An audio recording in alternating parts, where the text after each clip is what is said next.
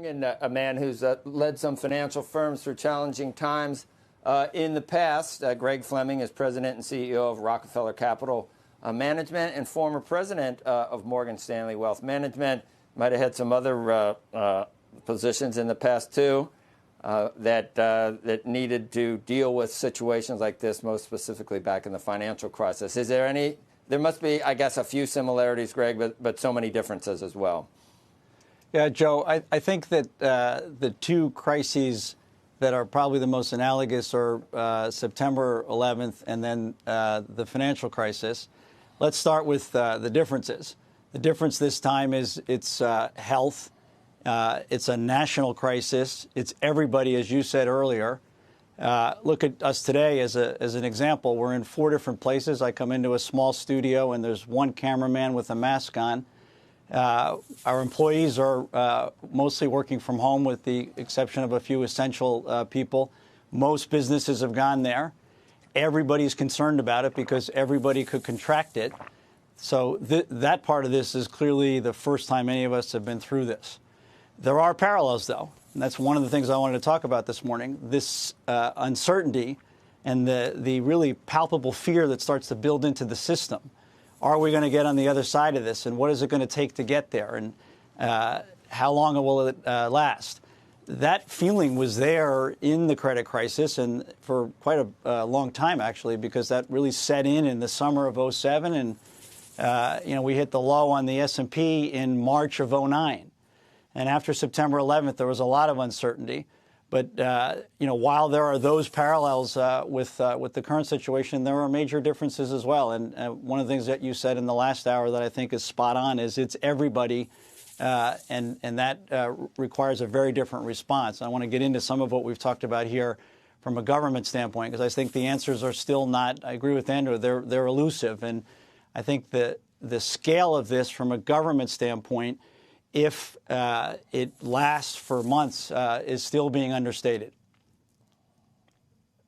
So what? Give the government some tips, Greg. If you were in charge, what would you suggest, or what do you disagree with so far that's being proposed? Well, actually, I think what they've done so far is what they need to do. And Secretary Mnuchin and the stimulus yesterday, and the market actually responded to that positively in the first instance.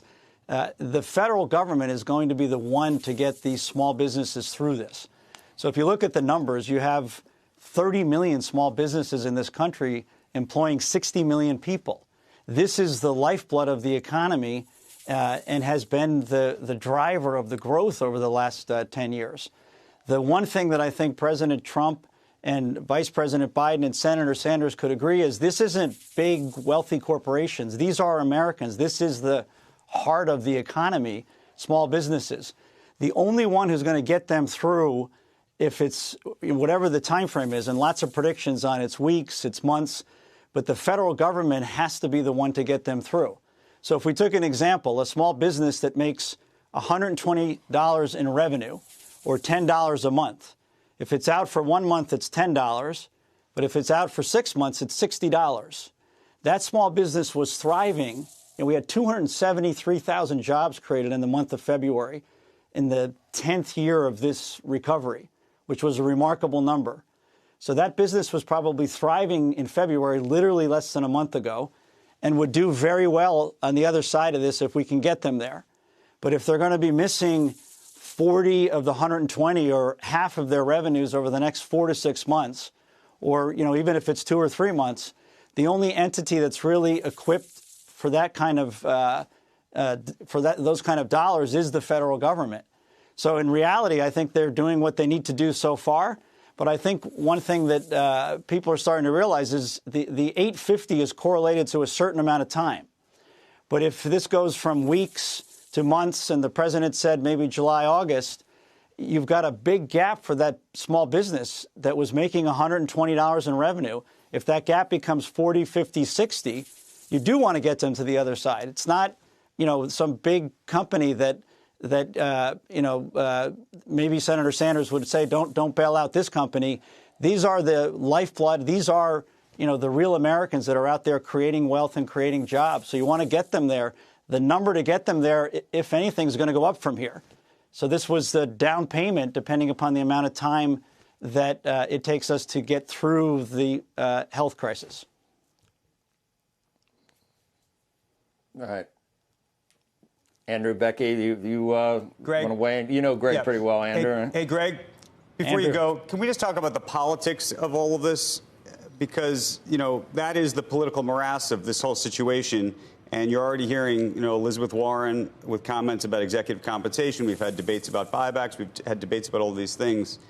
How do you see it now, having lived through the 2008 crisis and seen that blowback? Do you think that we're in a different place? Do you think that some people look at that as a man-made disaster. We've talked about this being more like a natural disaster with man-made mistakes. How do you see it?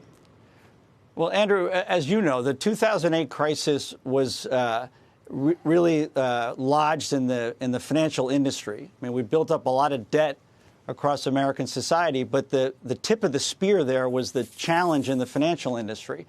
And we needed to repair the balance sheets of financial institutions and banks and get that industry back on its feet to lead the economy forward. But that created political controversy, no question, because a lot of the damage was located in big financial institutions. What's different here, and I would think you'll get a political consensus around this, is that the hardest and the worst impact here will be for those small businesses.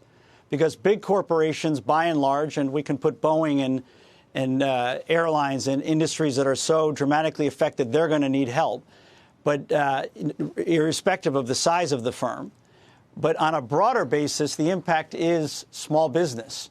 And getting that small business that was doing very well in February and had built a nice business, sometimes over decades, maybe family run, getting that small business to the other side of this, I would think that's not a Republican or Democratic issue.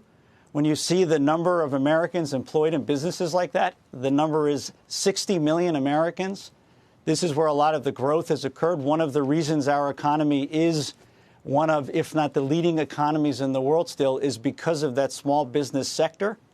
So I would think that politically they're going to be able to move past that because it isn't, some big corporation or it isn't the wealthy. It's us. It's really the country when you're starting to look at 60 million Americans working in small business.